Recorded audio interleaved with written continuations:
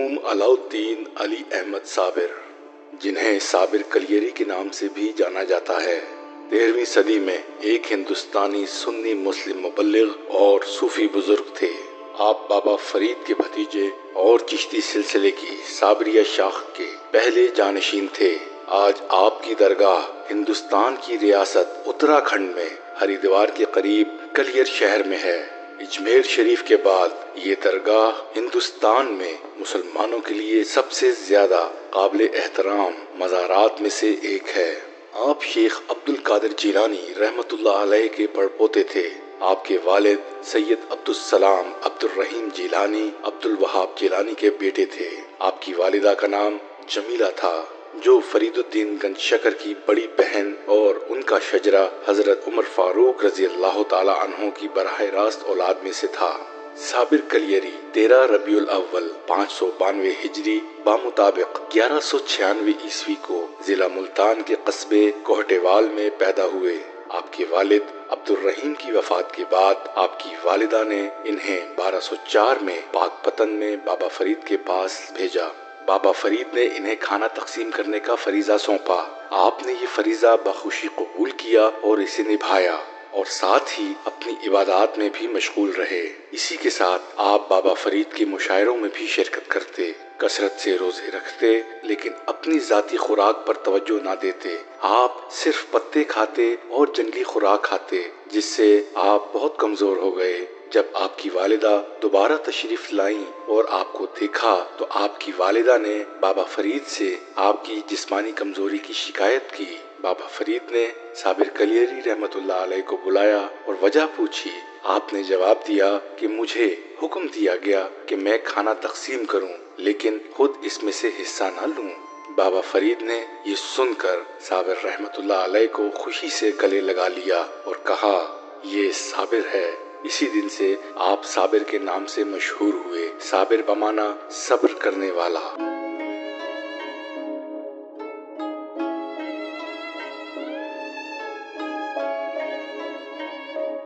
विलादत के बाद आपके कान में उस दौर के मशहूर बुजुर्ग हजरत शेख अबुल कासिम गुरगानी रहमतुल्लाह अलैह ने अजान दी और फरमाया कि ये बच्चा कुतुब होगा।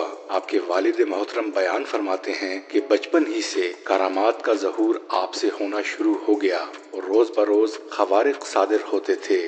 7 रबीउल अव्वल 594 हिजरी बरोज मंगल नमाज फजर के बाद मैं मुराकबे में बैठा हुआ था। मैंने मुराकबे से आंख खोली तो देखा कि स्याह रंग के एक बहुत बड़े सांप के 2 टुकड़े पड़े हुए हैं। एक टुकड़ा मुझ पर गिरकर जमीन पर पड़ा, जबकि एक टुकड़े के पास अलाउद्दीन रहमतुल्लाह अलैह बैठे हुए थे।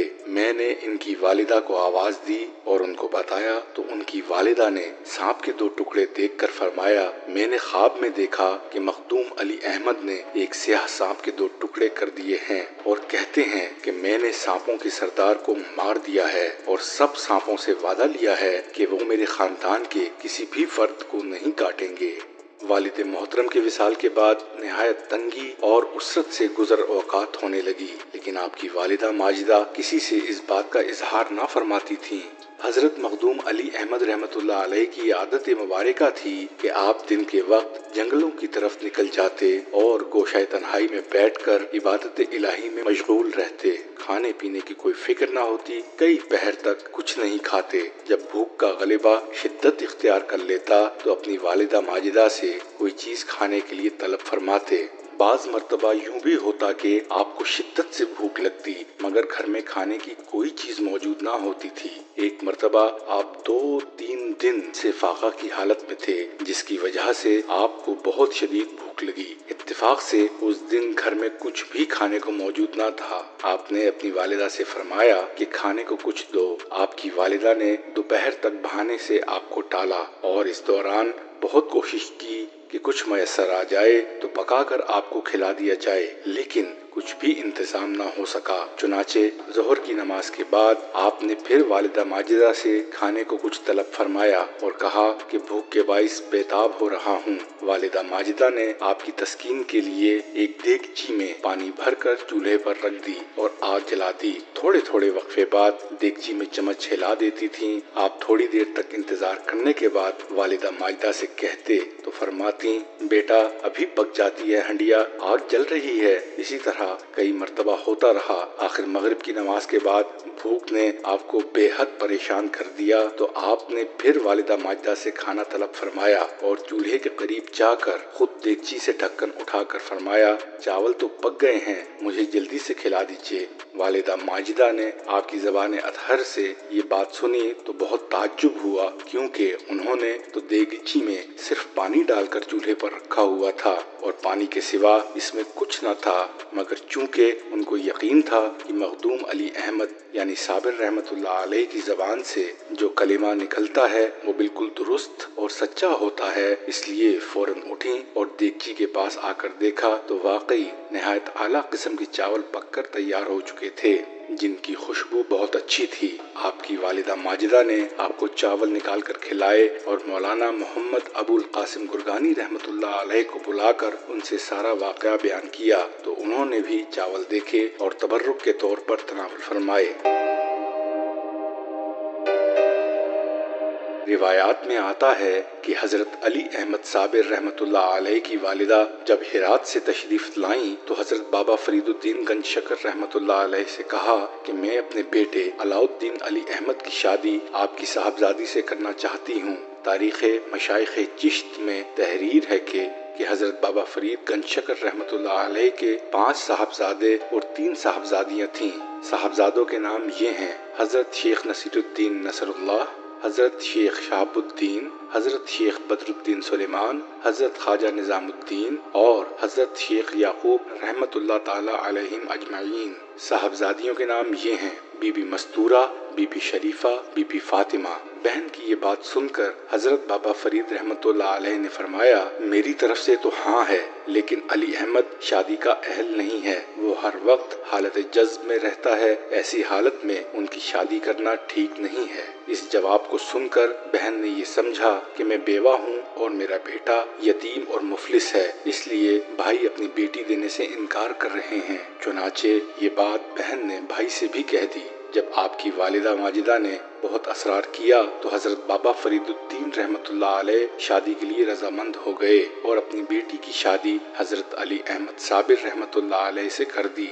मखदूम अली अहमद साबिर रहमतुल्लाह अलैह की वालिदा के पुरजोर इसरार पर यह निकाह 21 शव्वाल 613 हिजरी बरोज बुध बाद नमाज असर हुआ। रात के वक्त आपकी वालिदा माजिदा ने आपके हुजरे में रोशनी की और दुल्हन को हुजरे में लाकर बिठा दिया। आप इबादत इलाही में मशगूल हो गए। जब तहज्जुद का वक्त हुआ तो आपने मुराकबे से सर उठाया। हुजरे में एक औरत को बैठे हुए देखकर बहुत हैरान हुए और पूछा, तू कौन है? दुल्हन ने जवाब दिया कि मैं आपकी बीवी हूँ। आपने फरमाया, ये किस तरह मुमकिन है कि एक दिल में 2 की मोहब्बत को जगा दूं? मैं तो एक को दिल में बसा चुका हूँ, दूसरे की बिल्कुल गुंजाइश नहीं है। मैं खुदाए वाहदहू ला शरीक का बंदा हूँ और उसके जमाल में गुम हूँ। ये फरमाकर आप फिर मुराकबे में मशगूल हो गए। आपके मुंह से जैसे ही ये अल्फाज निकले उसी वक्त हुजरे में नूरे इलाही का नज़ूल हुआ, जिसे आपकी दुल्हन बर्दाश्त न कर सकीं और बेहोश हो गईं। फिर उनकी हरकत क़ल्ब बंद हो गई और इस जहान फ़ानी से रहलत फरमा गईं। हज़रत अलाउद्दीन अहमद साबिर रहमतुल्लाह अलैह की वालिदा माजिदा अपने बेटे की मजज़ूबाना कैफियत से आगाह थीं, इसलिए उनके दिल में मुख्तलिफ किस्म के ख्यालात पैदा हो रहे थे। फजर के वक्त हुजरा मुबारक खोलकर अंदर दाखिल हुई तो देखा मखदूम पाक मुराकबा की हालत में है, जबकि दुल्हन का इंतकाल हो चुका है। ये देखकर वालिदा माजिदा बहुत खफा हुई और गुस्से की हालत में आपकी कमर पर जोर से हाथ मारते हुए फरमाया कि मैंने तुम्हारे मामू की बेटी से तुम्हारी शादी की थी, मगर तुमने दुल्हन को क्या कर दिया है? अब मैं तुम्हारे मामू को क्या जवाब दूंगी और किस मुंह से उनके पास जाऊंगी? हजरत मखदूम पाक ने निहायत इत्मीनान से जवाब दिया, अम्मी जान, इसमें मेरा क्या कसूर है? अल्लाह ताला की यही रजा थी। तस्कराए जलील के मुसन्निफ तहरीर फरमाते हैं कि हज़रत अली अहमद साबिर रहमतुल्लाह अलैह ने अपनी दुल्हन को जब एक नज़र देखा होगा तो आपको ये गवारा ना हो सका होगा कि फितरी और दुनियावी आराम की खातिर तहय्युर की बेहतरीन राहत से महरूम हो जाएं और अपने दिल में सिवाय अल्लाह ताला के और किसी को जगा दें। چنانچہ آپ نے ایک ہی جلالی نگاہ میں اپنی دلہن کو بھی اپنے ہی رنگ میں رنگ لیا اور اپنی دلہن کی نفسانی خواہشات کو فنا کر کے جلا کر خاکستر کر دیا۔ جس طرح آپ کے تن خاکی کو زوجہ کی ضرورت نہیں تھی، اسی طرح آپ کی دلہن کو بھی زوج کی ضرورت نہ رہی، کیونکہ عشق الہی کی آگ سالک کے دل سے اللہ تعالیٰ کے سوا سب کو جلا کے رکھ دیتی ہے۔